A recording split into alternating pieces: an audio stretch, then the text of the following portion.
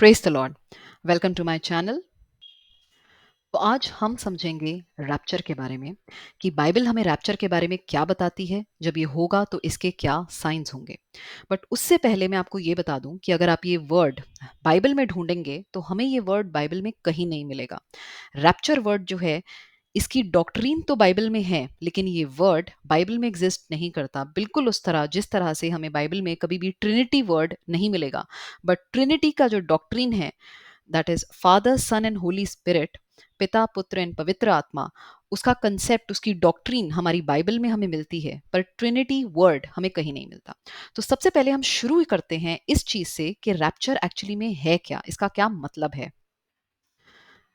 हम देखेंगे John chapter 14 verse 3, यूहन्ना की किताब चैप्टर 14 वर्स 3, जहाँ पे जब जीसस क्राइस्ट तीसरे दिन जी उठने के बाद, रिजरक्शन के बाद, आसमान में बादलों पर उठा लिए गए और वापस जा रहे थे, वो तो जाते जाते उन्होंने हमसे एक प्रॉमिस किया, एक वादा करके गए वो, कि मैं यहाँ से जा रहा हूँ लेकिन मैं वापस आऊँगा तुम्हारे लिए, तुम्हें अपने साथ ले जाने के लिए, जहाँ पे मैं रहता हूँ। तो उनकी वापसी को, वो जो हमसे वादा करके गए हैं कि वो वापस आएंगे, उस वापसी को जिस दिन वो आएंगे उसे कहा जाता है रैप्चर। उस वापसी का नाम है रैप्चर। चलिए डिटेल में पढ़ने से पहले शुरू करते हैं एक छोटी सी प्रेयर से। Dear heavenly Father, help us to remove any distractions while we study your word. Dear Holy Spirit, remove the scales from our eyes to see and understand the truth. And when I speak today, let it be your words and not mine. In Jesus' name I pray. Amen. हम देखते हैं first कुरिन्थियंस chapter 15 verse 50 से 54। हम देखेंगे पहली कुरिन्थियों की किताब chapter 15 verse 51 से, देखते हैं हम 51 से 54। 50 पर हम बाद में दोबारा आएंगे।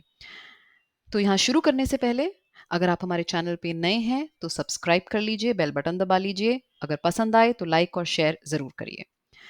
तो यहाँ हम देखते हैं वर्स 51। यहाँ लिखा है, यहाँ पॉल बात कर रहे हैं और वो कह रहे हैं कि मैं तुम्हें एक मिस्ट्री दिखा रहा हूँ। And we shall not all sleep but we shall be changed. और हम सब जो हैं हम बदल जाएंगे, हम सोएंगे नहीं, हम सब जो हैं सोएंगे नहीं। तो इसका हम यहाँ पे मतलब देखते हैं कि जो लोग हैं वो मरेंगे नहीं, और जो वो यूं ही बदल जाएंगे, सब नहीं मरेंगे। 52 में लिखा है कि पल भर में, in the twinkling of an eye, पलक झपकते ही, जब लास्ट ट्रम्प बजेगी। ट्रम्प क्या होती है? ट्रम्पेट की आवाज को ट्रम्प कहा जाता है, जिसे कहते हैं हम तुर्री की, तुर्री बजना, तुर्री की आवाज।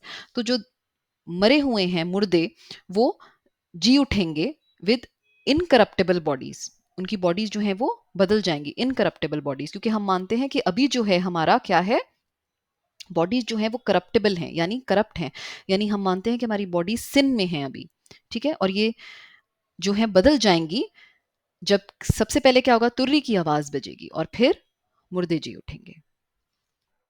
तो हमारी बॉडी ये सिंफुल किस तरह हुई?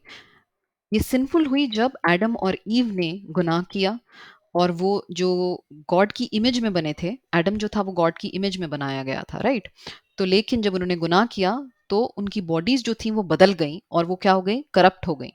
जैसे कि सिस्टम में वायरस आ जाता है, बिल्कुल उसी तरह उनकी बॉडीज भी करप्ट हो गई। और अब उनकी बॉडीज क्या थी, मॉर्टल हो गई, यानी अब उनका अंत होना था, उन्हें मरना था। अदरवाइज पहले क्या था, वो इमॉर्टल थे, कभी ना मरने वाले, जैसे कि गॉड ने, क्योंकि उन्हें अपनी इमेज में बनाया था। जब ऐसा होगा कि हमारी बॉडीज जो हैं बदल गई हैं, अब हम मॉर्टल नहीं रहे, हम इमॉर्टल यानी अमर हो गए हैं, तब जो लिखा था वो पूरा होगा कि death is swallowed up in victory. जो डेथ थी उसकी हार हुई है, ठीक है, क्योंकि जीसस क्राइस्ट ने अपनी क्रॉस से उसे निगल लिया है, और अब डेथ जो है वो मैटर नहीं करती, वो हार चुकी है। 6 देखते हैं, the sting of death is sin and the strength of sin is the law, but thanks be to God which giveth us the victory through our Lord Jesus Christ। तो हमें जो विक्ट्री मिली है ओवर डेथ, जो जीत मिली है, वो किसके through मिली है? सिर्फ और सिर्फ जीसस क्राइस्ट की वजह से, क्रॉस की वजह से हमें विक्ट्री मिली है ओवर डेथ। फर्स्ट थेसेलोनियंस 4:13 से 18 देखेंगे हम।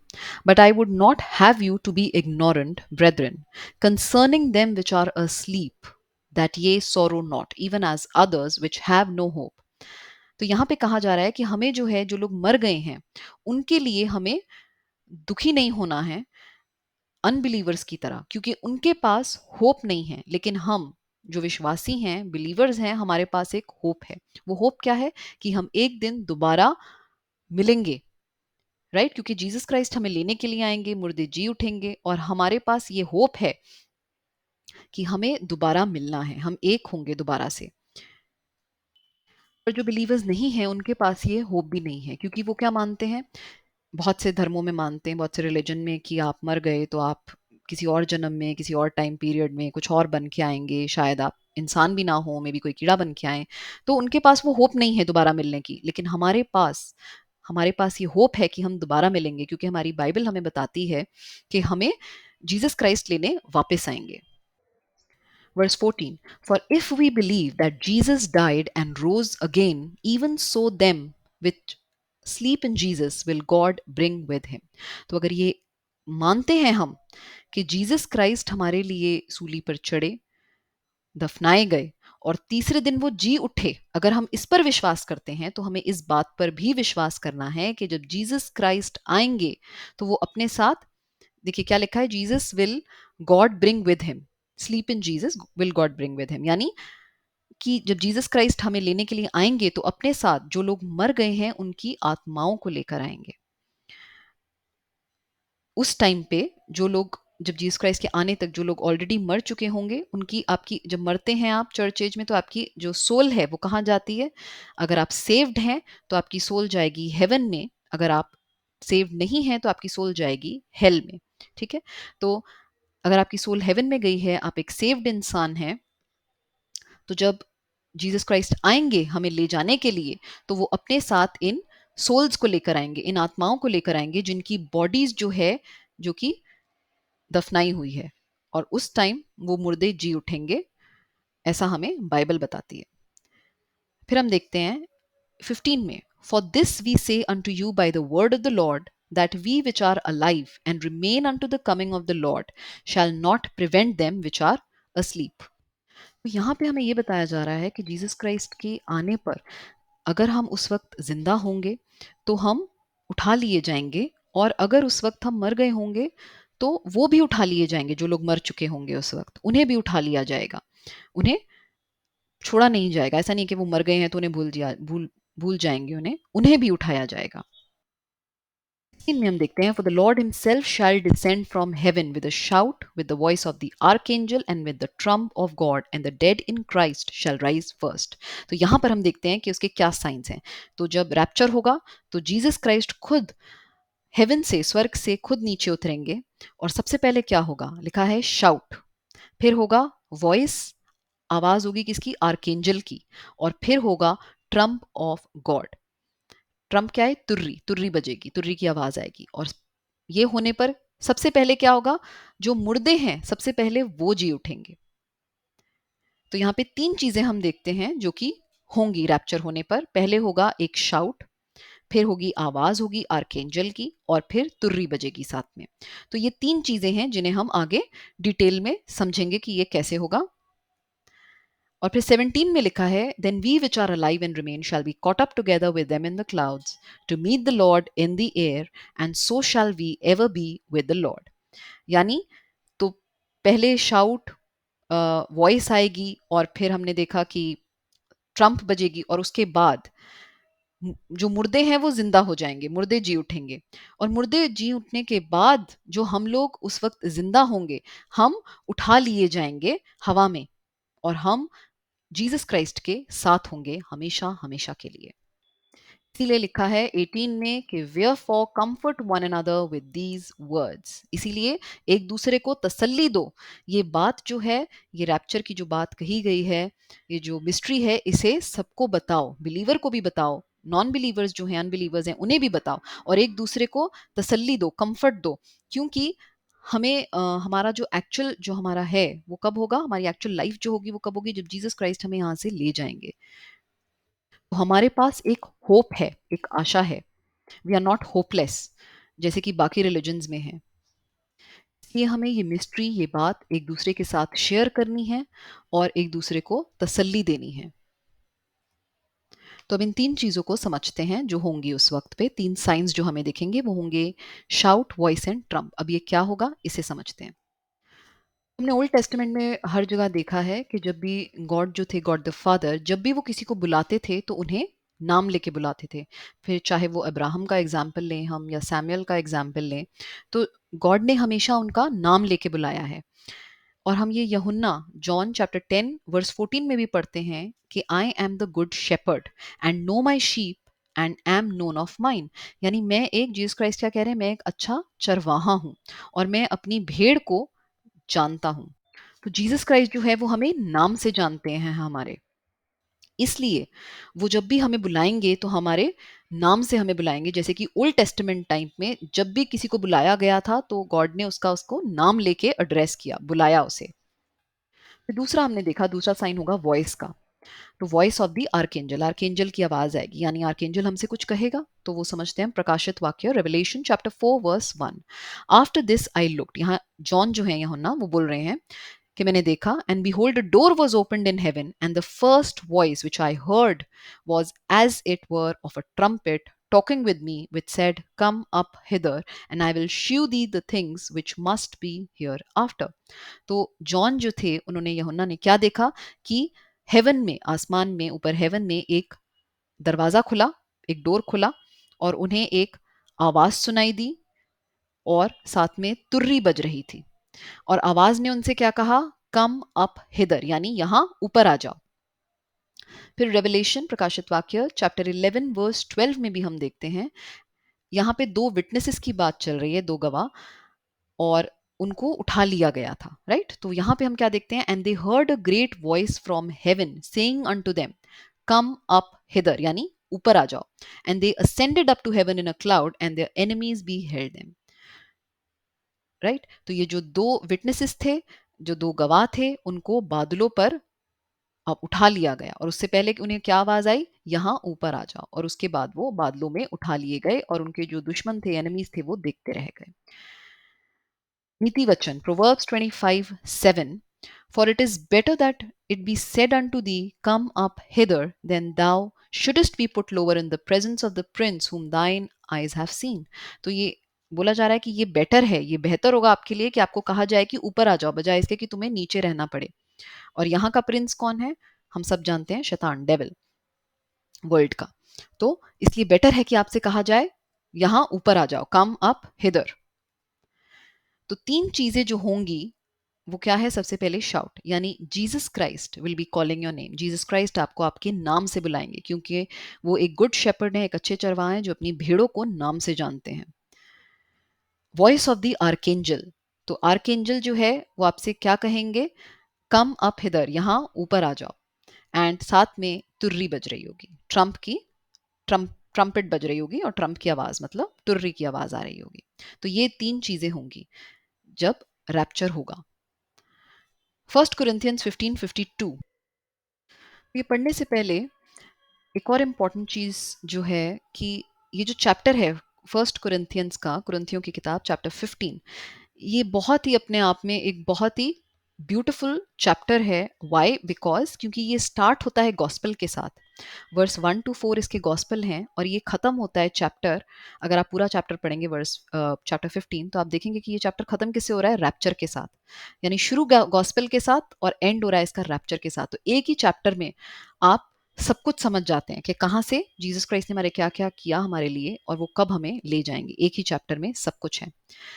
और 52 में लिखा है कि in a moment in the twinkling of an eye. अब यहाँ पे ये वर्स हम पहले भी पढ़ चुके हैं, बट यहाँ पे दूसरी चीज जो हम इंपॉर्टेंट देखेंगे कि यहाँ पे लिखा है एट द लास्ट ट्रम्प, के मुर्दे जी उठेंगे, right. At the last trump for the trumpet shall sound and the dead shall be raised incorruptible and we shall be changed. तो यानी लास्ट ट्रम्प पे लिखा है ऐसा। लास्ट ट्रम्प का मतलब यहाँ पे क्या है कि ये ट्रम्प की जो आवाज है, तुर्री की जो आवाज है, ये एक से ज्यादा है, मोर देन वन, तभी लिखा है लास्ट, यानी कोई फर्स्ट भी होगा।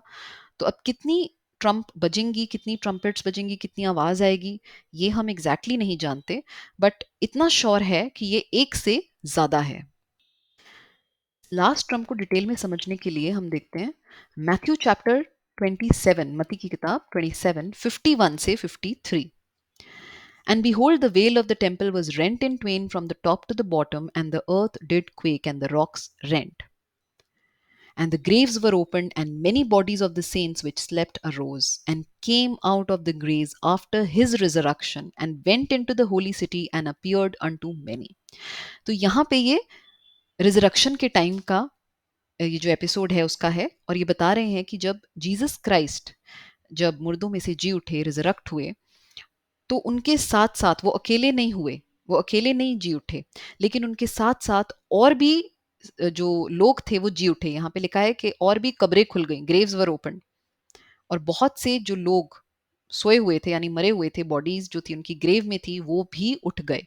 और यही नहीं, बल्कि वो सिटी में गए और बहुत लोगों ने उन्हें देखा। राइट। तो हमने अभी पढ़ा था पीछे कि जब ट्रम्प की आवाज आएगी होगा, तो सबसे पहले मुर्दे जी उठेंगे और उसके बाद जो जिंदा हैं वो उठा लिए जाएंगे। ये हमें हमने समझा था।